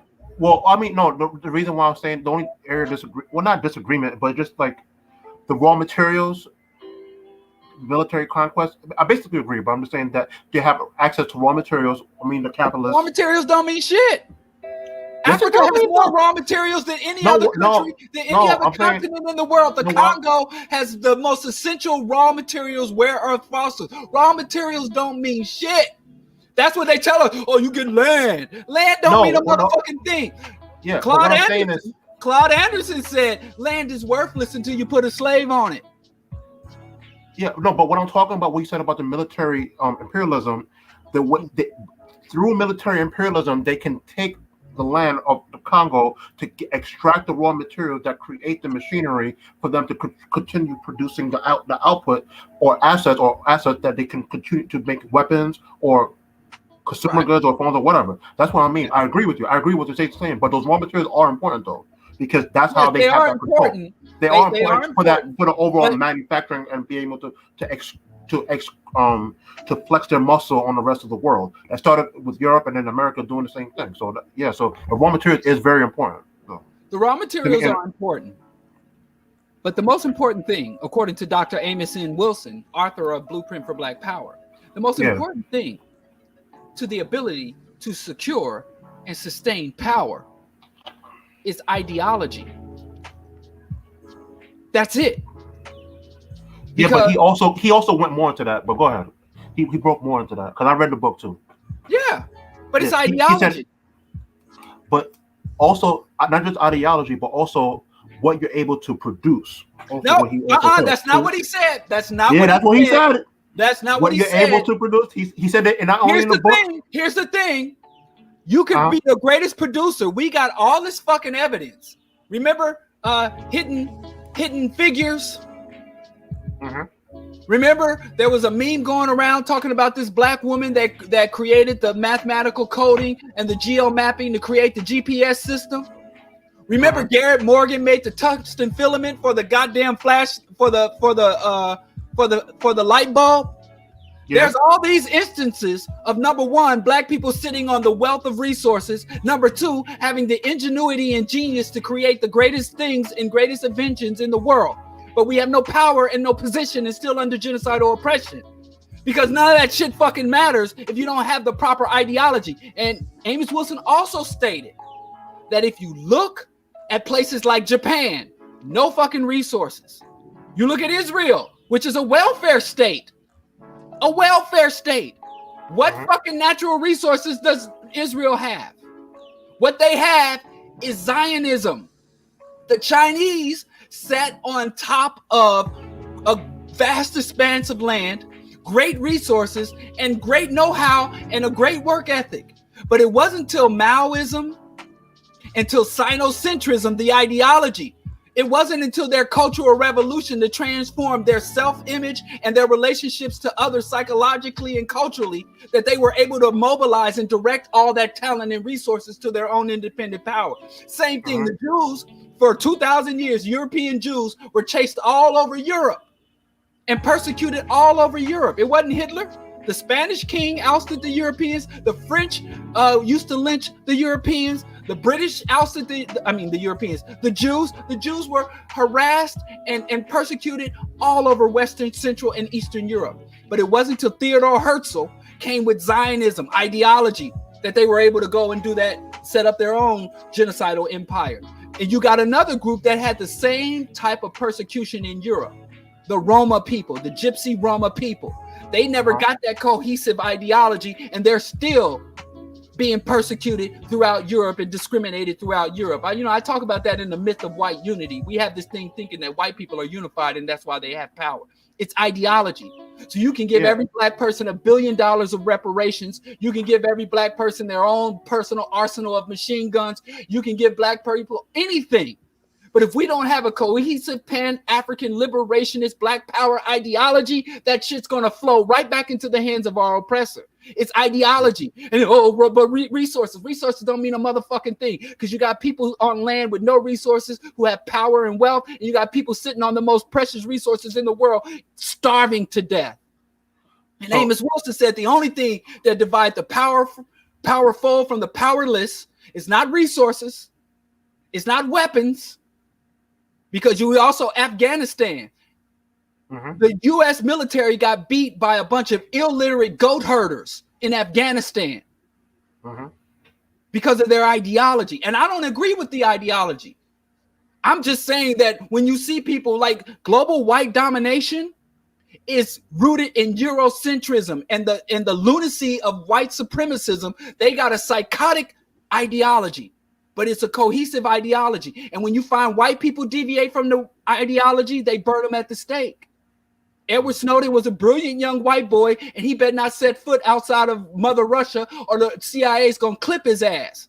So they got internal system to say, if you violate the core white agendas and core white ideologies, fuck how your education, fuck your money, we going to get you. You got Noam Chomsky, one of the greatest Jewish minds since Einstein. And he can't go do a lecture in Israel, his so-called homeland, because he don't support Zionism. It's ideology, homie. And anything you got outside, but you don't have ideology in check, you're fucked. But if you ain't got nothing, if you ain't got two pennies rubbed together, but you're able to construct and expand a cohesive ideology, everything else is going to come to you. All right. So let me respond to that. I could find quotes in Blueprint for Black Power, where he not only talks about ideology, but also talk about being able to produce, and also like speeches where he talked about it too. But I'll share that with you. I'll share that I got maybe the book afterwards. right on that. Yeah, I got the book. I got the book right there in the back. Every book Yeah. Claude Anderson wrote, but Claude No, Anderson I'm talking. No, I'm talking about rendered Amos. himself No, I'm talking null about and Wilson. void. I'm Claude talking Anderson about played himself. I'm talking about Dr. Wilson. Oh, I got all Amos Wilson's books. Yeah. So, but let me explain. Let me go further. I've read all. I ain't just got them. I've read all those books. Yeah. But let me go back to the point where you're talking about ideology. I don't disagree with you with the ideology thing. That is a point for you to be able to have a unified philosophy of how you would go about development. But what happened is, where I kind of disagree, is that it's not just ideology that helps execute what the Europeans were able to execute against us. I didn't say it was just ideology. I said ideology is at the core, and if ideology is missing, everything else is fucked up. Every single movement of white conquest, you can find an ideological core to it. It's never been about achieve your dreams. It's never been for European conquest. It's never been about do you player achieve your dreams, secure the bag. You ain't got time. They've always had generally the rally point was the monarch. And the monarch was the ideological center. But then after monarchy collapsed, they got this capitalism. That's why, if you go and get a degree from the highest university of the land, Harvard, if you get an economics degree from Harvard, you're not qualified to do accounting. You have to go get a separate accounting degree because real numbers and real resources ain't got shit to do with capitalism, because capitalism is an ideology. It's not a science. It's not even an economic system. It's a belief system that is unsustainable and irrational, but it's a belief system. So that's why, and if you come out as white and say, it was a time in this country, the Palmer raids, where white people went all over the country finding other white people who refused to accept and embrace capitalism and kick them out the fucking country. Because they know more so than any terrorist, any bomb, anything that is erosive to the core ideology that drives them. And then I didn't say just ideology. What I'm saying is that needs to be the core. That's the nucleus. That's the central. I say it's the nucleus. But but let me explain what I'm saying. Like outside of ideology, what produces the system? By having access to the militarism we used to talk about before, by having control over those lands in Africa or the oil in the Middle East or stuff like that, they're able to extract those raw materials to be able to how develop. Did they get that control? How did they get it? You said they just having it. It didn't just fall in their lap. Let me finish though. By having those raw materials, they were able to develop the machinery that would create the manufacturing capacity, whether it's for commercial purposes, for trading purposes, or for military purposes, that they can use that type of military, whether it's guns, weapons, or stuff like that, to attack or imperialize or to attack those countries, whether it's in the Congo or wherever. That's what gave them their power. Because if you read, you're skipping steps. What I'm skipping then? You said by having control of the Middle East or African resources, they were able to do A, B, and C. But you didn't. How did they get control? How did they get control? You skipped a part of how did they get it? Through warfare. How did they mobilize for warfare? How did you get some turnip farmer in Great Britain, some poor serf, some poor peasant in Europe? How did you turn a poor peasant in Europe into an imperialist to go overseas to kill other motherfuckers? How did that happen? Yeah, I agree with you. How did you get ideology? But I agree with you on that. I agree. We agree. But I'm just saying. We think we don't need ideology. We can have a whole bunch of black people with all these divergent views and opinions and beliefs and priorities, and then bring us all together because we look alike and we can accomplish shit. No, with the original People's Party, that's why I have to join up scene where we have a certain particular ideology, or race first, or type of thing, or agree on the program. So beyond that, we don't disagree. I know how we agree, but I'm just saying outside of ideology, there were steps where they were able to develop that type of military rooted in ideology, not outside of ideology. It grows up from ideology. That's like talking about the seed outside the soil. Ideology, that's the core. Everything else. If you don't understand a people's core ideology, they're what Dr. Marimba Aini, who I would say was what even surpasses in her analysis anything Claude Anderson's putting out, and she's on par, if not surpassed, Dr. Amos Wilson. Dr. Marimba Aini talks about the Isili, the fundamental mentality of a people. Until you can grasp and understand that, and until we can revolutionize and radicalize our Asili, our fundamental collective racial, cultural, historical mentality, we're fucked. I agree with that. But I think over the last 100 years, our ancestors has left behind work for us to be able to develop, to have a core ideology or what we're engaging in with when it comes to Pan-Africanism. Whether it's Marcus Garvey, John Henrik Clark, Dr. Amos Wilson, or others, stuff like that, they left behind work for us to be able to put these things together so that we can have a collective ideology. That's kind of like the purpose of the group with OPP and stuff like that. So I agree with that. But the only thing I was just saying is that ideology, yes, is one thing, and then also having access to raw materials, manufacturing, to develop that type of technology to be able to wage war against us as African people. Ideology is important, though. What natural resources does Israel have?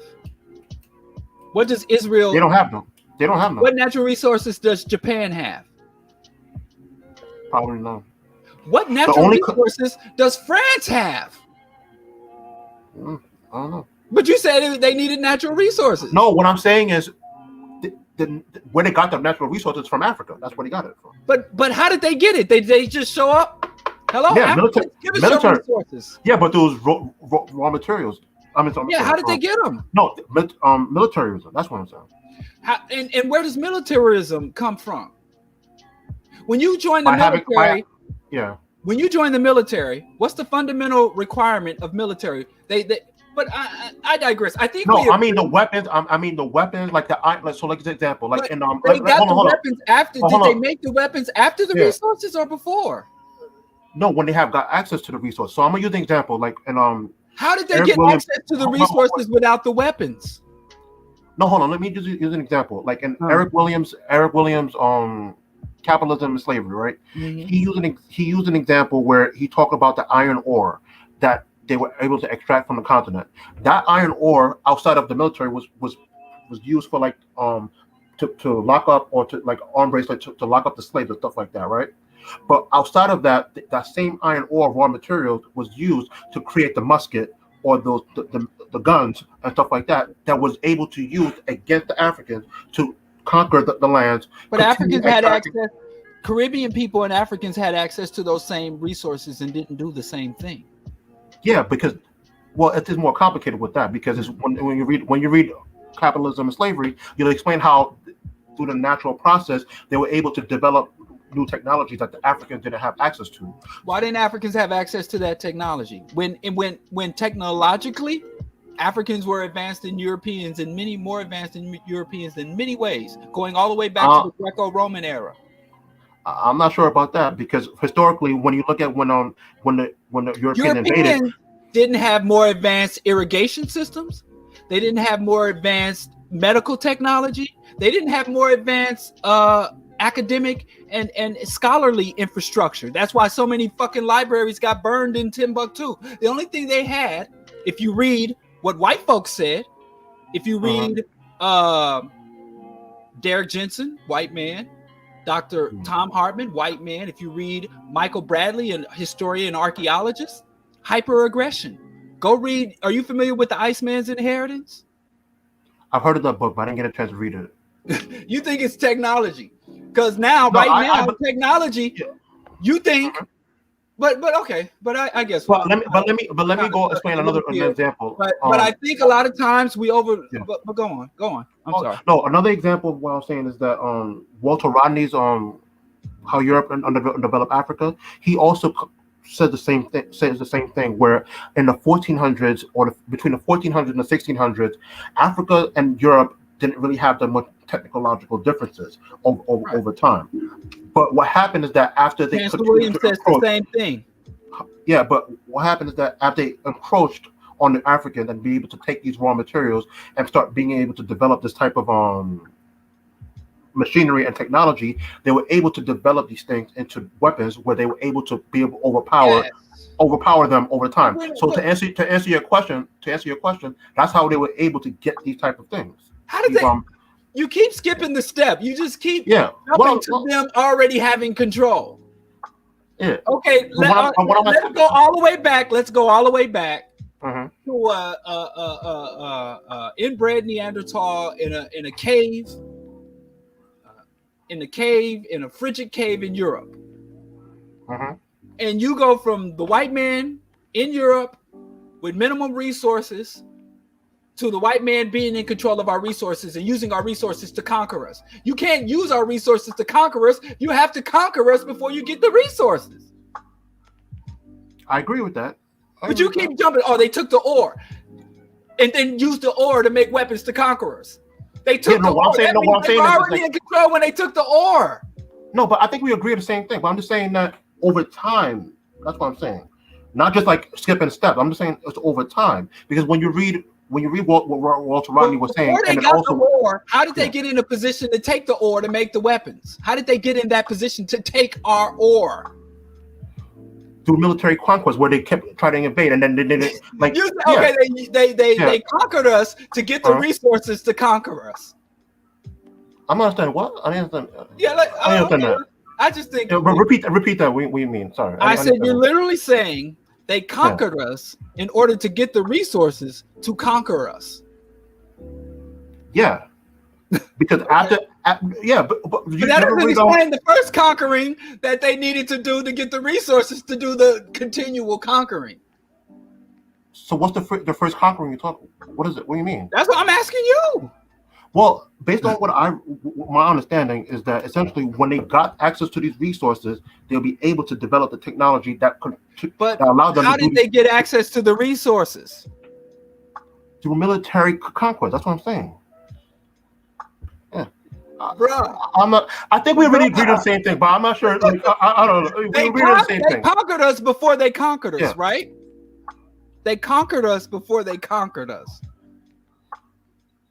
I'm not sure. I don't know. Yeah. Basically, it's simple. Let's move on. Can we please grant me the permission? But just say move on. But I think we agree on the same thing. But I think, I think we agree on the same thing. But I think you're saying I'm skipping move something. Up. Move on. Move up. Yeah. Guan. We agree on the same thing. Yeah. In the language, Guan. Yes. Carry your ass. Say carry your ass. Let's just move up. All right. Maybe they can work it out in the comments. I don't know.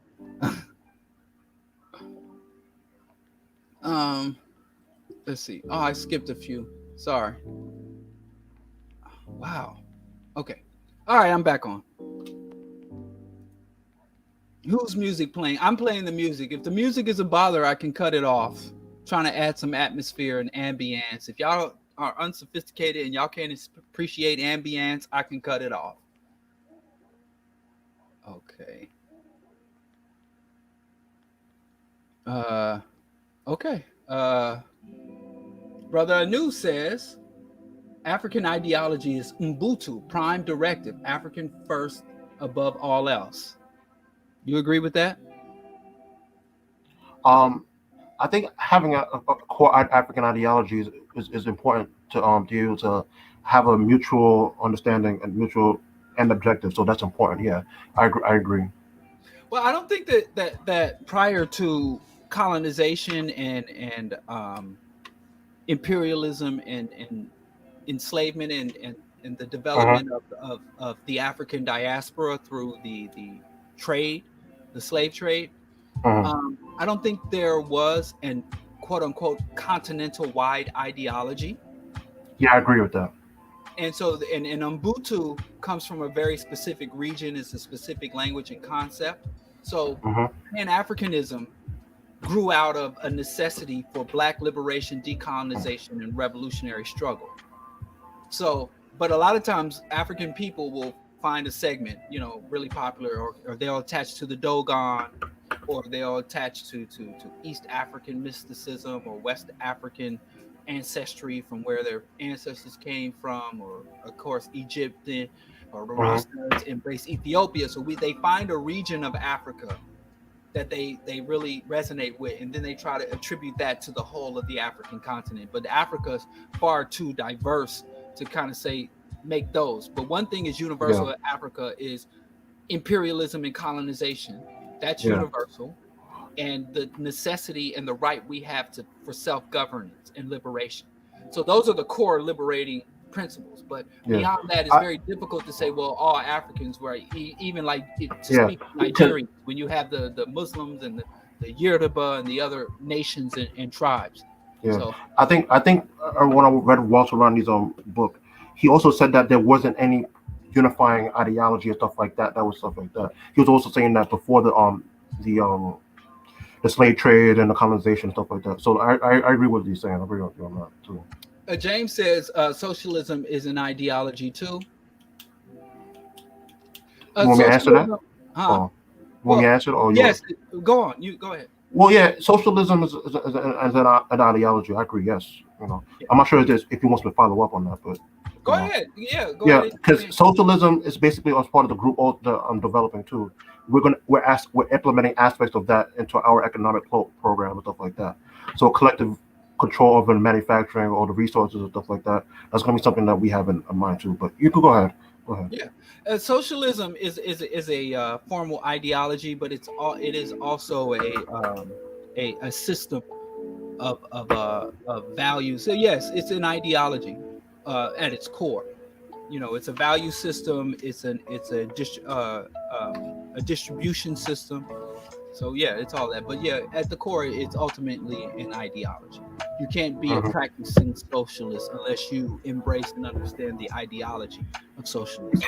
You can't practice the socialist economics, without understanding the socialist ideology and value system. So yeah. To give an example, like with OPP, what we plan to do is that there's a concept that's called a worker cooperative. You ever heard of it? I'm sorry. You ever heard of like a worker cooperative? Oh yeah, I've been part of founding and operating a couple of cooperatives. The first cooperative I joined was in 1992, the Park Slope Food Cooperative. Are you familiar with that? Before they went crazy. Oh yeah, no, I didn't. In New York? I live in New York. Yeah. Yeah. Well,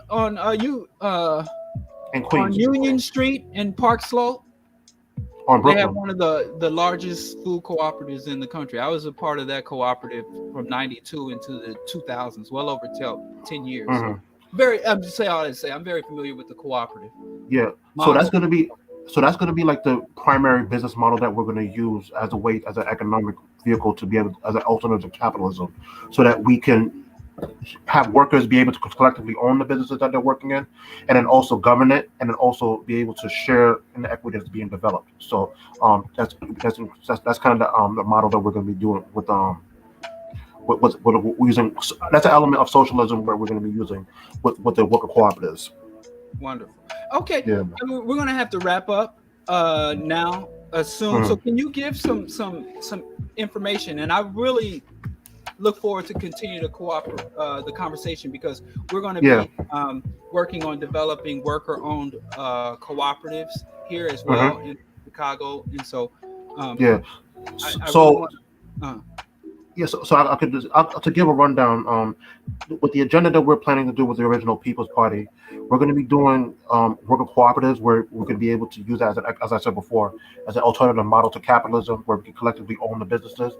That's going to be one, as I described before.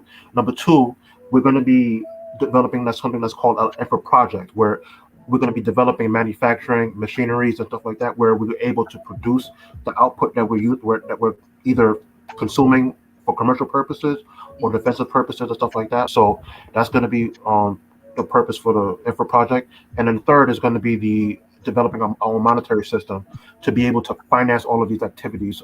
The last two agendas that I explained. So that's going to be the primary agendas of what the OPP is going to be doing going forward. So if anyone's interested or anything like that, you could look at my name on the screen, which is ogpeoples.com, and you can find more information. And you could .org.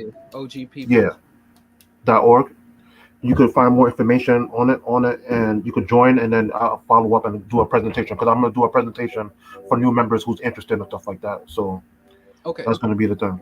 All right, so last to close out, I'm just going to speak to James Thompson's, where he said he was told all economic systems, capitalism, socialism. I was told they were all. He was told that capitalism, socialism, and communism were economic systems. Where actually, communism is larger than simply an economic system. It's actually a way to structure society. So it controls culture, not just the economics. And the ultimate goal of communism is to create a stateless society. So the goal of communism is render the state or the government obsolete. It really is an anarcho system where I think also of authority and class division should be eroded and eventually completely eliminated. So it's much more. And then also, I think they also want to have the means of production, supposedly, because sometimes there's different variations of communism where they say that, like with the example that you just gave, or like they have collective ownership of the manufacturing or stuff like that. But sometimes I get different answers because when I ask a communist, like before, like last year, what is the definition of communism? And then they just tell me, what's your definition of it? Ask me the same question. So I'm like, it's kind of like difficult to kind of get a straight answer of what actually it is, stuff like that. But to my understanding, it's basically the collective ownership or where the people are supposed to own it. But in actual practice, it's not actually done in history. So it's mostly just devolved into state capitalism. Basically what the Soviet Union was, or what China is now, basically state capitalism, where it's the political structure that owns and controls the society. That's not capitalism. No, that's state capitalism. Communism is not it, but capitalism, that's state what? No, I said state capital. No, state capitalism is not communism. That's what. Yeah, that's what it is. That's not what it is. That's what I'm saying. Right. But communism, but historically, that's what the Soviets did. And what the Chinese did. That's just basically what they did. They didn't actually implement communism. Right. But what communism is not simply an economic system, because communism is a transitional system. The ultimate goal of communism is to create a stateless, classless society. Beyond just the economics, it deals with the governance and social relationships. So communism is basically a transitional system into an anarchist system where there is no hierarchy, there is no class divergence, and there is no state overruling over the people.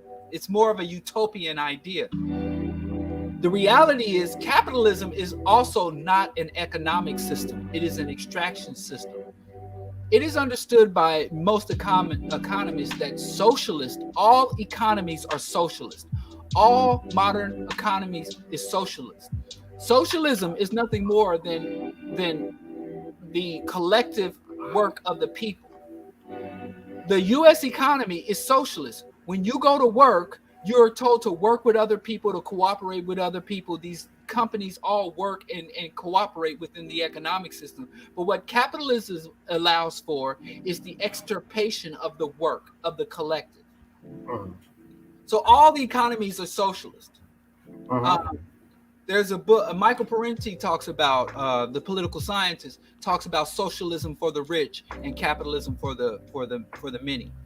But anyway, they are ideologies. They are rooted in ideology and ideological structures, and the ideology is what determines the type of practices and that you will execute, and what you can and can't do, what will be legal and illegal. But it's kind of hard to that's probably I made a mistake of trying to. That's kind of a heavy idea.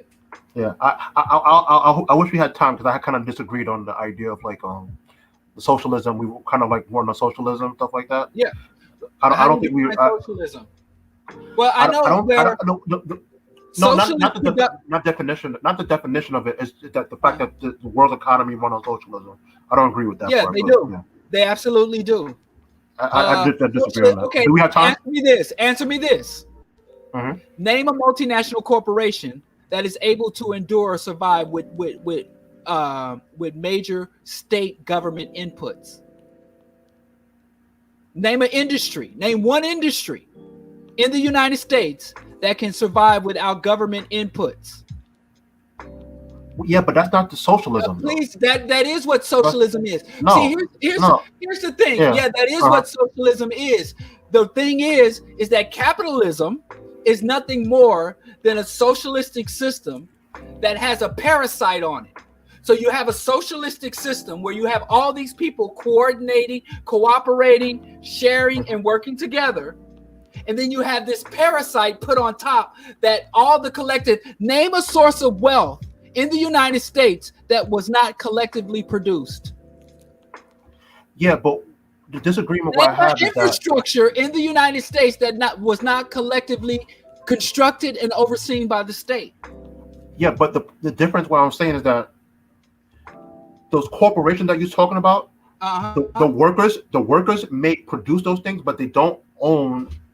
That's where capitalism comes in, right? Yeah. But even though they don't own it, even though they don't own it, that's where capitalism comes in. But at the core of capitalism is still socialism, because those workers, it's that one caveat.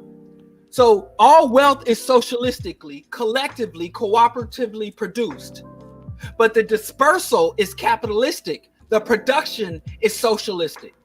But I just point that out because people really believe that socialism doesn't work. So you can't just say, well, this is capitalism and this is socialism, when you can have socialism without any capitalism. But you cannot have capitalism without heavy socialistic inputs, societal and state inputs.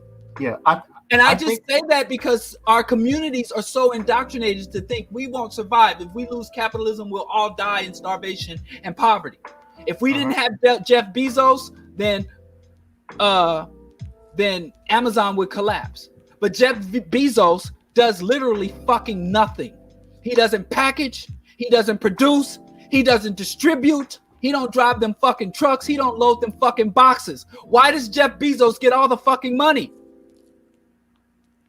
But if you go that's capitalism. So capitalism is nothing more than a little tick, than a little parasite on the body of socialism.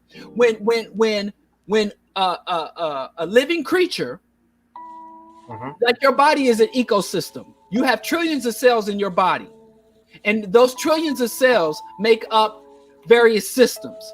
You have your nervous system, you have your digestive system, you have your skeletal system. So the people are the cells and the industries are the systems, and they all work just fine. But let's say you have a leech on your body, or you have a cancerous tumor in your body, and you go from a healthy body. The body can exist without the cancer, but the cancer can't exist without the body. The body can live without the parasite, but the parasite can't live without the body. And I understand scholars will get pissed off at this, but when we look at it and we dissect, how are things made? How are things done? How are things distributed? It's all socialistic. It's millions of people coordinating their work, cooperating with each other, sharing. If you went into your job and you worked as a capitalist, I'm not going to share my pencils. I'm not going to share my information. I'm not going to work. I'm going to try to outdo all my coworkers. If you were a capitalist at your job, you would get fired. Even if you work for the most capitalist country in the world. When you go into a job, they say, what? We're a team. We're a family. And if you come up with a wonderful ideal, you share it with everybody and you all coordinate and work together. And if you don't do it, we're going to fire your fucking ass. That's socialism. But then at the end, the tick, the parasite, the cancerous tumor. Capitalism is a cancerous tumor embedded in the body of socialist production. And they call it a whole different system. When it's not a whole separate different system, it's just a parasitic, cancerous element that is embedded in a system. The societies and the capitalists replaced the monarchs. It used to be the fucking king who did no fucking work but got all the fucking wealth. And then when the monarchs got decapitated, they were replaced by the capitalists. Yeah. And so if we decapitate the capitalist and we say, oh, it's not capitalist anymore, what stops the system from being capitalist? The only way to change a system from a capitalist system to a communist system is get rid of the fucking parasites. You can keep everything else the same. And when you get rid of the parasites, then the distribution goes to the people who actually create it. You got socialism. But you can't make a capitalist system without socialism. And how do you make a capitalist system socialist? Just kick the motherfucker out. How do you turn a socialist system into a capitalist system? You bring a parasite and put them on top to suck up all the fucking work. All right, so let me think, because I think I essentially agree with what you're saying, but the only disagreement I have is that even though the workers are the ones that's producing these things, you're saying, Yes, they don't own it. They don't have a I say. know that. They don't And have why no. They don't don't have they? no say. Again, I think the only disagreement is that when they work, when they produce these things, it goes to the capitalists or the people who own the shares in the company. That's but do you that's the only. understand when we But define we things? agree on the same Here's the thing, though. thing. Yeah, we agree. Words We agree, don't. though. Here's the thing. Any linguist will tell you words don't have meanings. Words have uses. And if you tell people capitalism is a system unto itself, that makes people think they need capitalism to exist. But when you tell them, well, when you really look, when you, I think you got a troll on there. Yeah. I just block that racist real soon. Yeah. Okay, done. Go ahead, man. When you tell people that, oh, there's a capitalist system and there's a socialist system, there is no capitalist system and socialist system. There is socialist production, socialist cooperation, and then you come to a position where you have parasites. Africans were in Africa producing things, and they called it primitive socialism, right? Or socialism. They were in Africa, like you said, utilizing their resources to live life. But then somebody came with a gun and said, okay, continue to work, continue to develop, but then we're going to take your resources and we're going to take your resources, and instead of you distributing them amongst yourself, we're going to put them on a boat and send them to the king, King Ferdinand. We're going to send them to an individual. See how that works? Yeah, I think we agree on the same thing. It's just that maybe the terminologies might be a little different, but we agree on the same thing. I'm just saying we have to start, because we've been having this capitalism, socialism debate. But in reality, the words in scholarship, in the scholarly world, in the scholarly world, they can debate the terms about capitalism and socialism. But you got mothers that need to feed children. You got workers who are exploited. You got people, flesh and blood, out in these streets. And we need to talk to them. So we don't need to say, well, I have the accurate definition to define capitalism as a system where people invest and they hold stocks and where private enterprise and all that shit. And then you say, well, socialism is where the people own the means of production, or the state is able to control and redirect. Yeah, that all works. But you know, when you're talking to Mose as Dr. Amos Wilson? No, Professor William Mackey says, when you're talking to Mose and Mosetta, or as Malcolm said, you got to put this shit in terms other people can understand. Everybody ain't gonna sit and read fucking Das Kapital. It's a boring fucking book. People won't even read the Communist Manifesto, and it's a goddamn pamphlet. Ain't nobody, I mean, Blueprint for Black Power is 800 pages. Everyone's not gonna read it. So as we explain to people, well, we capitalists, ain't we? And we can all make it in capitalists. Like, dude, we don't need capitalism. And then you can give people the confidence to say, yeah, we can oust the capitalists. We don't need the capitalists. Trump is a builder. Trump doesn't know how to fucking lay drywall. Trump doesn't fucking work with electricity. Trump knows nothing about building. But when you have all these people who come together, all these skilled people who come together to do this work, Trump gets all the fucking money. That makes no sense.